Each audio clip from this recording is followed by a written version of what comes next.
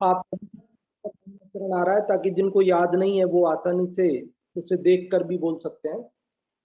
वीरम विशाल नयनम रत्तुपल कोमल समापायम तिविहेण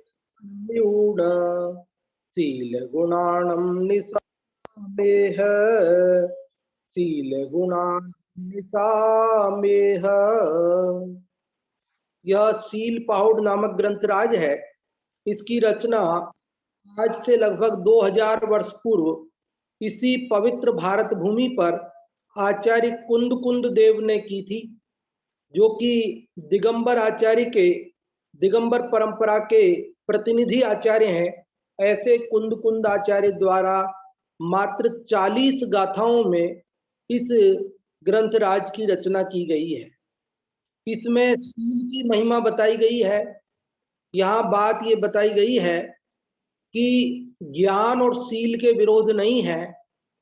शील भी आत्मा का स्वभाव है और आत्मा का जो स्वभाव है उसे जानना, पहचानना और राग आदि से भिन्न अपने स्वभाव में रमना, वही वास्तविक शील है। और प्रकारांतर से जितने भी भले काम हैं वे सब शील हैं। यह बात यहाँ अपन पढ़ रहे हैं। और कल अपन ने 21 नंबर की गाथा पढ़ी थी, जिसमें हमने ये बात पढ़ी थी कि स्थावर का विष, जो सोमल अर्थात संखिया, जो एक पत्थर होता है बहुत विषैला, और मोहरा अर्थात सिंगिया, जो कि एक वनस्पति है जो कि बहुत जहरीली है। इस प्रकार के एकेंद्रिय के जीवों के जो विष हैं, अथवा दो इंद्रिय आदि त्रस जीवों के, जंगम जीवों के जो विष हैं, सर्प का विष, गोहरे का विष, ये सब भी जीवों को मारते हैं और विषय रूपी विष भी मारता है। किंतु विषय रूपी विष दारुण है, महाभयंकर है।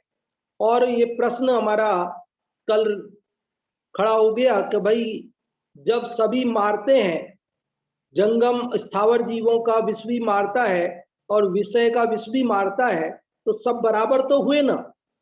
इसको आप भयंकर है, घोर है, ऐसा क्यों कह रहे हो?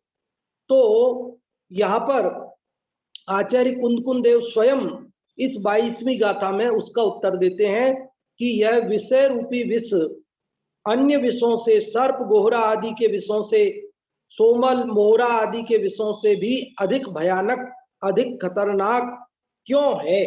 देखिए, इसकी उत्थानिका पढ़ते हैं 22वीं गाथा की।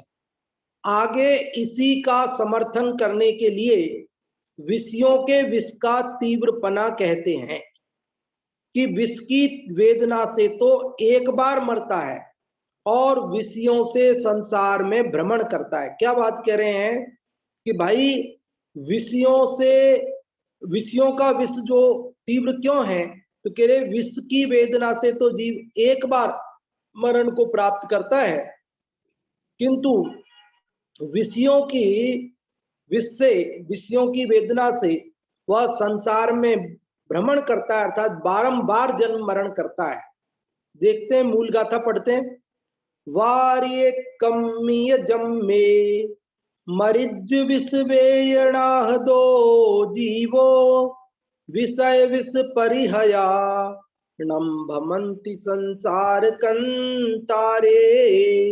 इसी का पद्यानुवाद भी पढ़ते हैं, इसी पेज पर नीचे 22 नंबर। बस एक भव का नाश हो इस विषम विष के योग से, पर विषय विष से ग्रसित जन चिरकाल भव वन में भ्रमे। क्या कह रहे हैं आचार्य कुंद देव? इस पद्यानुवाद से आपको समझ में आया होगा। मूल प्राकृत से एक बार फिर देखते हैं।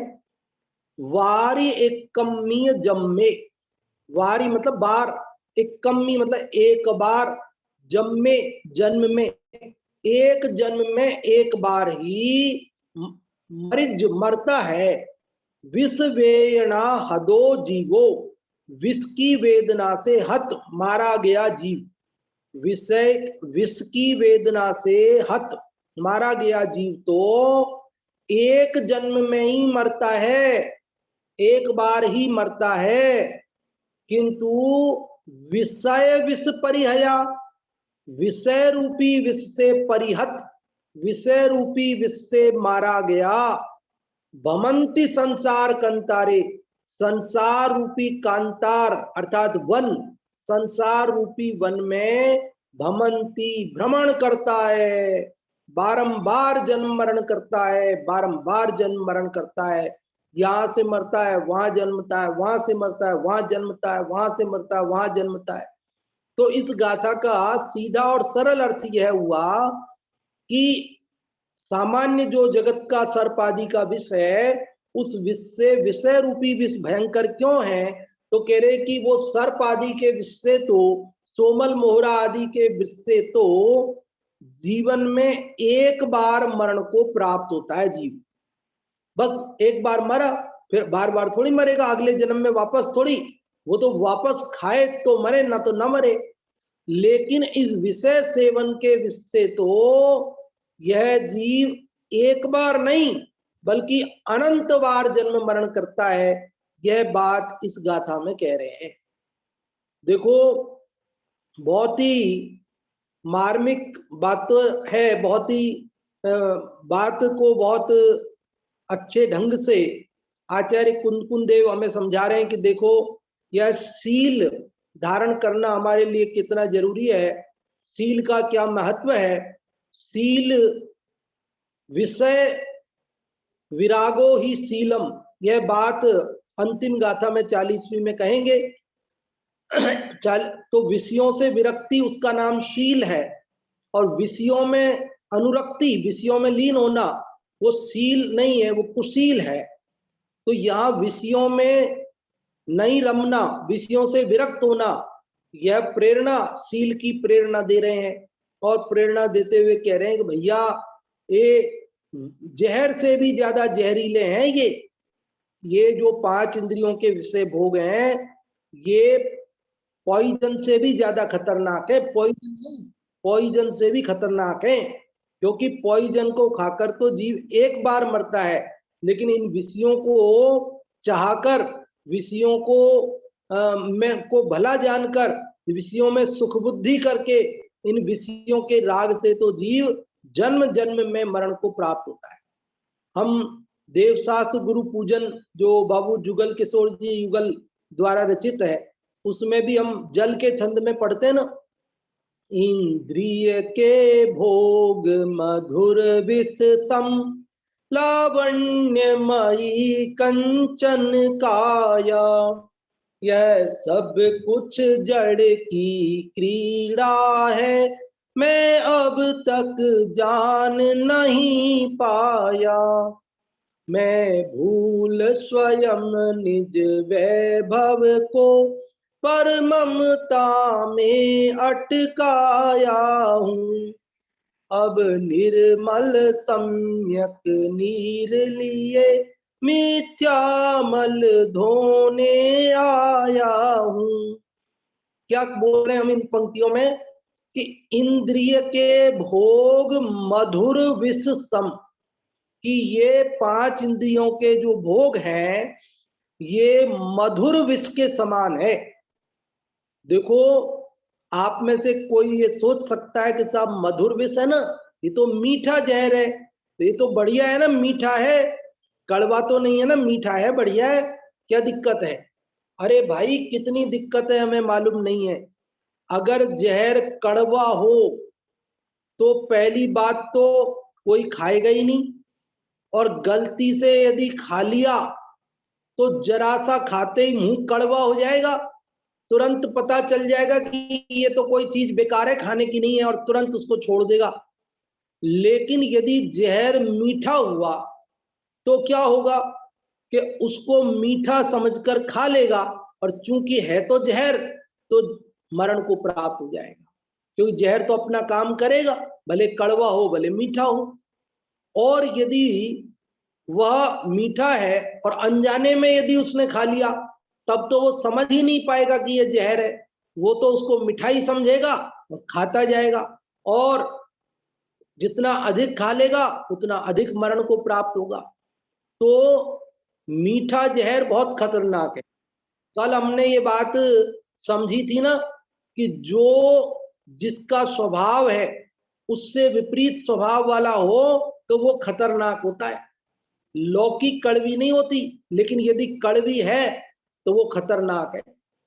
करेला कड़वा होता है, लेकिन यदि वो कड़वा नहीं होकर मीठा हो तो समझ लेना खतरनाक है। तो यहां पर भी अपने को ये बात समझना कि जहर है और वो मीठा है, तो वो तो हाँ भयंकर जहर है। तो ये 5 इंद्रियों के विषय रूपी जहर मीठा जहर है। क्या कहा? इंद्रिय के भोग मधुर विष सम। ये 5 इंद्रियों के विषय भोग मीठे जहर हैं। इनको गुण लपेटी तलवार भी कहा है। गुण लपेटी तलवार, जैसे मान लीजिए एक तलवार हो और उसके ऊपर गुड़ लपेट दिया हो, तो कोई उसे मीठा समझकर चाटेगा और आखिरकार उसकी जबान कट जाएगी, उसकी जीभ कट जाएगी, वो हमेशा हमेशा के लिए स्वाद लेने से वंचित रह जाएगा। तो एक खतरा है मीठे जहर में। आप यूं समझिए जैसे आइसक्रीम होती है ना, कुल्फी होती है, उसके अंदर लकड़ी की डंडी लगी रहती है। वो लकड़ी की डंडी की बजाय मान लीजिए आप ऐसा कल सोचो कि एक चाकू है और उस चाकू के ऊपर आइसक्रीम जमा दी। लकड़ी की डंडी की बजाय क्या लगाया उसके अंदर? चाकू लगा दिया। धारदार पैना चाकू, दुधारी, दोनों तरफ धार वाला। और अब खाने वाला उसे आइसक्रीम समझ के खा रहा है। फिर क्या होगा? थोड़ी सी ऊपर की चाटने के बाद अंदर जो पैना चाकू है उससे उसकी जबान, उसकी जीभ, उसकी रसना इंद्री कट जाने वाली है। इसी प्रकार ये 5 इंद्रियों के विषय भोग जिनको हम अच्छा जानकर सेवन करते हैं, आचार्य कुंकुन देव कह रहे कि भैया तुम जो इन्हें अच्छा मान रहे हो इसका नाम मिथ्यात्व है। देखो, भोग और भोग को भला जानना, भोग का राग होना और उस राग को भला जानना, इन दोनों में भी अंतर है। सम्यक दृष्टि, अविरत सम्यक दृष्टि जो चौथे गुण स्थान में है, यद्यपि वो व्रत नहीं ले पाया, अभी उसे भोगों का राग टूटा नहीं है, लेकिन वो भोगों के राग को भला नहीं जानता है। वो ये जानता है कि ये भोग बुरे भव रोग बढ़ावें, बैरी हैं जग जी के। यद्यपि अभी वह भोगों का त्यागी नहीं हुआ, लेकिन भोगों का राग होते हुए भी उसको भोगों के राग का राग नहीं है। क्या कहा? फिर से, भोगों का राग होना अलग बात है और भोगों के राग का राग होना अलग बात है। भोगों का राग मतलब भोगों की अभी विरक्ति नहीं है, लेकिन भोगों के राग का राग मतलब उस भोगों के राग को भला जानता है, चाहता है, अच्छा मानता है। तो सम्यक दृष्टि धर्मात्मा कभी भी भोगों को भला नहीं जानते हैं। वे जानते हैं कि ये तो जहरीले नाग हैं। यद्यपि अभी छोड़ नहीं पाया, लेकिन वो बुरे हैं इतनी बात उसकी श्रद्धा में बैठ गई है और वो आज नहीं तो कल छोड़ने वाला है। भोगों का जो विषय है ना, भोग है, वो तो परद्रव्य है। वास्तव में देखा जाए तो जीव उनको भोग सकता नहीं है, लेकिन उन्हें भोगना चाहिए। वो अच्छे हैं, मैं उन्हें भोगता हूं, ऐसी जो मिथ्या बुद्धि है, ये मिथ्या बुद्धि से दर्शन मोहनी कर्म का आश्रय बंद करता है, जो कि 70 करोड़ा कोड़ी सागर की उसकी उत्कृष्ट स्थिति है। अब यहाँ छल ग्रहण नहीं करना। नहीं तो कई लोग ये सोचते हैं अच्छा भोग तो पर द्रव्य है ना, उनको तो भोग ही नहीं सकते ना, वो तो उनका राग को ही हम भोगते हैं, उसको हम भला जानते हैं, उससे ही हमारा अहित होता है। तो बंधुओं, ये बात तो संभव है कि किसी को भोगों में हित बुद्धि टूट जाए और भोगों का भोग न छूटे, लेकिन ऐसा नहीं हो सकता कि कोई भोग तो भोगता रहे और उसकी हित बुद्धि वो उसको भला न जानता। कहने में चूक हो गई, शायद फिर से कहता हूं कि ऐसा तो हो सकता है कि वो उनको भला जानता हो। और चलो वो बात निकल गई दिमाग से, फिर से कहते हैं, आगे बढ़ते हैं कि ये भोगों का जो राग है वो दुखदाई है, भोग भले हैं ऐसी मान्यता दुखदाई है। ऐसा सुनकर छल ग्रहण नहीं करना और ये नहीं समझना कि भोग तो बुरे नहीं है। अरे भाई, जब तू भोगों को चाह रहा है तो ये निश्चित रूप से वो तेरे अंदर मिथ्या बुद्धि ही है। और वो भोग जिनको हम भला जानकर भोग रहे हैं, आपको मालूम हम भोगों को नहीं भोगते हैं, बल्कि भोग हमें भोगते हैं। हम भोगते नहीं है, दरअसल हम भुगतते हैं, भुगतते। क्योंकि इन भोगों का परिणाम क्या है? मरण है, मरण। हमने देखा ना, एक एक इंद्री के विषय के लालच में जीव मरण को प्राप्त हो रहे हैं। तो भोग रहे हैं कि भुगत रहे हैं, बताओ आप। एक स्पर्शन इंद्री के विषय के लालच में हाथी बंधन में पड़ रहा है, एकमात्र रसना इंद्री के विषय के लालच में मछली जो है कांटे में फंस रही है, घ्राण इंद्री के विषय के लालच में भंवरा कमल में बंद होकर मारा जा रहा है, पतंगा रूप के लोभ में पड़कर जलकर मर रहा है, और हिरण कर्ण इंद्री के विषय के लोभ में शिकारी के बाणों से बिंधकर मर रहा है। एक एक इंद्री के विषय के लालच में जीव मरण को प्राप्त हो रहे हैं। तो ये भोग रहे हैं कि भुगत रहे हैं? आप सोचो। हम सोच रहे हैं हम भोग रहे हैं, सचमुच हम भोगों को नहीं भोग रहे हैं, भोग हमें भोग रहे हैं। ऐसी दुर्दशा है। कबीर दास जी का एक ऐसा दोहा आता है, क्या आता है? माटी कहे कुम्हार से तू क्या रौंदे मोए, एक दिन ऐसा आएगा मैं रौंदूंगी तोए। माटी कुम्हार से मानो ये कह रही है कि भैया तुम मेरे को क्या रौंद रहे हो, एक समय आएगा कि जब मैं तुम्हें रौंदूंगी। देखो मरण होगा तो क्या होगा, ये शरीर जो मिट्टी से बना है वो मिट्टी के परमाणु सब बिखर जाने वाले हैं, इसी मिट्टी में मिलने वाले हैं।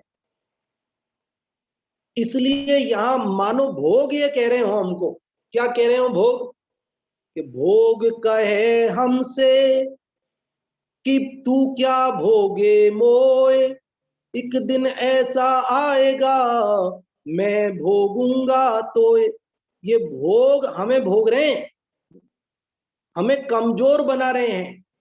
एक एक इंद्री के विषय के भोगने में जीवों के प्राण चले जाते हैं, स्वास्थ्य बिगड़ जाता है। देखो, अब मिठाई का लालच है, अनेक रोग हो जाते हैं। अभी हार्ट की प्रॉब्लम हो गई, कहीं चिकना खाने से, कहीं मीठा खाने से शुगर की प्रॉब्लम हो गई, कहीं कोई दूसरी प्रॉब्लम खड़ी हो गई, कहीं चरका खाने से कहीं पेट में अल्सर हो गया। नाना प्रकार की तकलीफों से दिन रात गुजरते हैं। अब एक इंद्री के विषय भोग में जीवों की ये दशा हो रही है। अब आप और हम सब मनुष्यों के तो पांचों इंद्रियों के विषय, और उनमें हमारी कैसी दुर्दशा होती होगी। कबीरदास जी का एक ऐसा भी दोहा आता है, कार्तिक मास के कुकरे जाकी देखो गात, अब हम उनकी क्या कहें, जिनके 12 मास।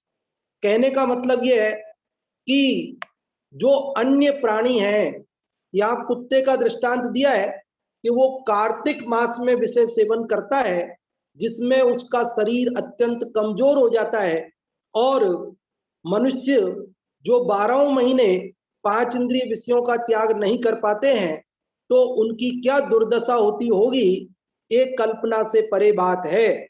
यहाँ इस 22वीं गाथा में हमें शील की प्रेरणा देते हुए विषयों से विरक्त करने के लिए आचार्य कुंद देव ऐसा नहीं है कि कल्पित बात कहते हैं, बल्कि यह वास्तविक बात है कि विष के भक्षण से तो एक बार मरण होता है, किंतु विषय रूपी विष के सेवन से बारंबार मरण होता है, बारंबार मरण होता है, असंख्यात जन्म मरण होते हैं।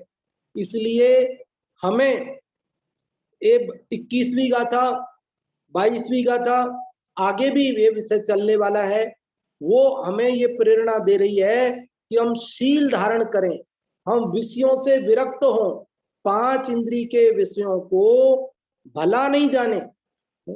अभी इसका अर्थ भावार्थ भी पढ़ना बाकी है, कुछ और भी बातें मुझे कहनी है, देखते जितना समय बचेगा उतनी बात करेंगे, नहीं तो विषय तो यही चल रहा है, गाथा में फिर बात करेंगे। हाँ जी, इसका अर्थ आप में से यदि कोई पढ़ना चाहते हो, कोई आप में से इस गाथा का उच्चारण करना चाहते हो, तो आप रेज हैंड करें। हाँ जी, नीलम जी आपका रेज हैंड हुआ है, सबसे पहले आपको अनम्यूट किया जा रहा है। नीलम जी को अनम्यूट करें, अक्षता जी। बारी कम्मिया जम्मे मरीच विषवेणा हदो जीवो विषये विष परिहया रंभमंति संसार कंतारे। इसमें बताया है कि बारी एकम्मी, एक बार या जन्मे, एक जन्म में मरीच मरता है। विष वेणा हदो जीवो, विष की वेदना से मरा हुआ जीव एक जन्म में एक बार ही मरता है। विषय विष परिहया मतलब विषय रूपी विष से मरा हुआ रंभमंती संसार कंतारे, संसार रूपी वन में बार बार भ्रमण करता है। इसमें मतलब यह बताया है कि विष की जो वेदना होती है उससे मरा हुआ जीव तो एक जन्म में एक बार ही मरता है, लेकिन जो विषय रूपी विष है उससे मारा हुआ जीव संसार में बार बार भ्रमण करता है। हाँ जी, बहुत अच्छा नीलम जी, आपने गाथा का पाठ किया और उसका अर्थ बताया, बहुत बहुत धन्यवाद। और अब यहाँ से हिंदी अर्थ जो लिखा हुआ है उसे पढ़ने के लिए मुन्नी जी आपको अनम्यूट किया जा रहा है, आप पढ़ें इसको, अर्थ को।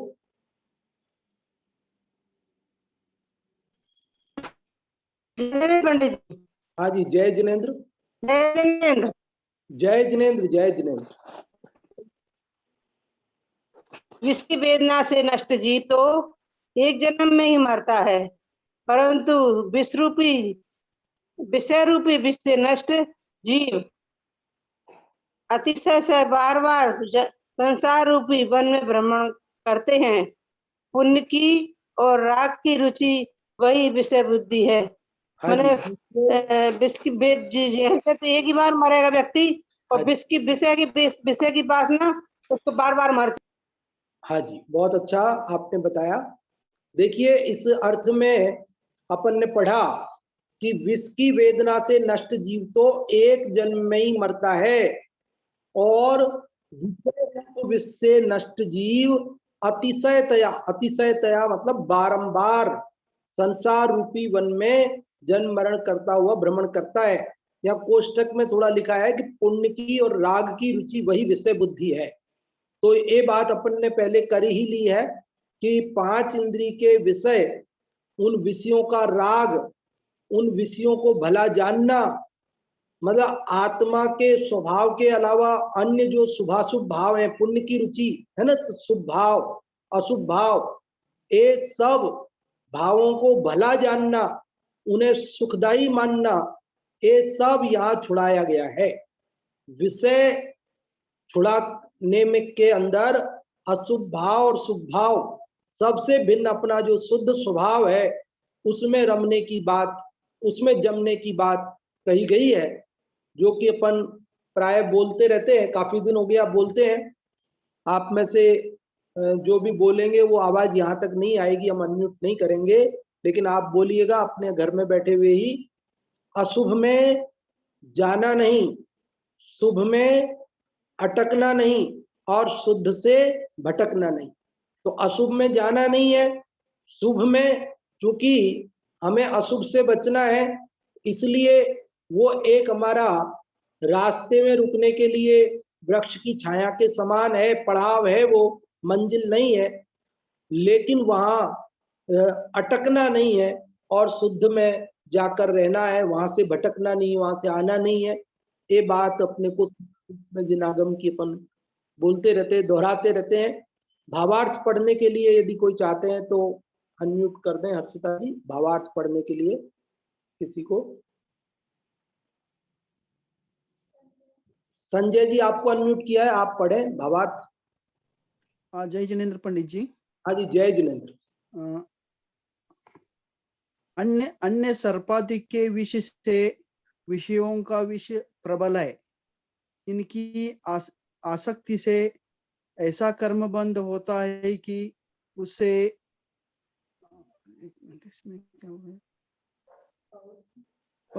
उससे बहुत जन्म मरण होते हैं। हाँ जी, बहुत अच्छा संजय जी, आप बहुत ध्यान से सुनते हैं, बहुत रुचि से सुनते हैं और बहुत अच्छा आपने पढ़ा कि अन्य सर्पाधिक के विषयों का विष प्रबल है। इनकी आसक्ति से, इनकी किनकी? विषयों की आसक्ति, विषयों की आसक्ति। और यहाँ शुभाशुभ भाव सब ले लेना। उनकी आसक्ति से ऐसा कर्म बंद होता है कि उससे बहुत जन्म मरण होते हैं। क्योंकि उन शुभाशुभ भावों को भला जानना तो वो तो दर्शन मोहिनी कर्म का वो मिथ्यात्व रूप है, और उन भावों को करना वो चारित्र मोहजन्य है, वो कमजोरी। ये सब का ही परित्याग करके अपना जो शुद्ध चैतन्य स्वभाव है उसमें रमना है। और पांच इंद्री के विषय तो स्पष्ट रूप से जगत भी उनको ये जानता है कि ये ठीक नहीं है। इनके भोगने से हमारा न केवल भव बिगड़ता है, हमारा स्वास्थ्य बिगड़ता है, हमारा धन बिगड़ता है, नाना प्रकार के सारी बातें हैं। और जब मर जाते हैं तब तो मर जाते हैं। जैसे आप सोचेंगे कि साहब एक एक इंद्री के विषय में जीव मर जाते हैं, मछली मर गई, ये मर गया, वो मर जाते हैं तो मर जाते हैं, लेकिन जब तक नहीं मरते तब तक भी विषयों की चाह की रूपी आग में जलते हैं। ये विषयों की जो चाह है ना, यह राग आग दहे सदा ताते समामृत से ये, फिर भजे विषय कसाय अब तो त्याग निज पद बेइये। छेडाला में लिखा है दौलत राम जी ने कि ये विषयों की जो चाह है ना, राग है, ये राग विषयों का आग है और इसमें अनादि से हम जल रहे हैं। भैया अब तो इस विषय रूपी चाह रूपी अग्नि को, इस दाह को छोड़ो और अपना जो शुद्ध चैतन्य है उसको भजो, उसमें रमो। अभी एक जने को सार बताने का अवसर देंगे, जो भी आप में से बताना चाहते हैं कि आज जो 22वीं गाथा की चर्चा अपन ने की उसमें से आपको क्या समझ में आया, क्या अच्छा लगा, क्या सार है इसका, वो आप में से कोई भी एक जना बताए, तो फिर बाद में अपन दूसरी कक्षा के लिए आमंत्रित करेंगे पंडित जी को। हाँ जी, यशोधरा आंटी जी आपको अनम्यूट किया जा रहा है, आप बताएं। इस 22वीं गाथा में हमने ये पढ़ा कि जो विष की वेदना है वो वेदना इतनी भयंकर नहीं है जितनी विषयों की वेदना है। क्योंकि विष की वेदना से तो प्राणी एक बार मरता है, और जो विषय की वेदना है उसकी जो रुचि है, उसमें जो आसक्ति है, उससे तो संसार में बार बार उसका परिभ्रमण होता है। तो विषयों के प्रति जो हमारी आसक्ति है वो तो दर्शन मोहनी का कारण है, उससे होता है। और उसमें जो हम राग करके उसको जो भोगते हैं उससे चारित्र मोहनी का बंध होता है। तो दोनों ही खतरनाक है और दोनों ही संसार में परिभ्रमण करने वाले हैं। इसलिए विषयों के प्रति हमारी जो आसक्ति है, जो रुचि है, उसको छोड़ने का प्रयास करना चाहिए। हाँ जी, बहुत अच्छा आंटी जी, आप भी बहुत ध्यान से सुनते हैं, अच्छे स्वाध्यायी हैं और आपने भी बहुत अच्छा इसका सार बताया। बहुत बहुत आभार आपका। और अब समय अपना पूर्ण हो गया, अगली गाथा की चर्चा अपन कल करेंगे। और अभी आमंत्रित करते हैं दूसरी नाटक समय सार जी की कक्षा के लिए पंडित जी जय कुमार जी साहब को। पंडित जी साहब पधारें और नाटक समय सार जी की सुंदर कक्षा जो आपकी चलती है उसे प्रारंभ करावें।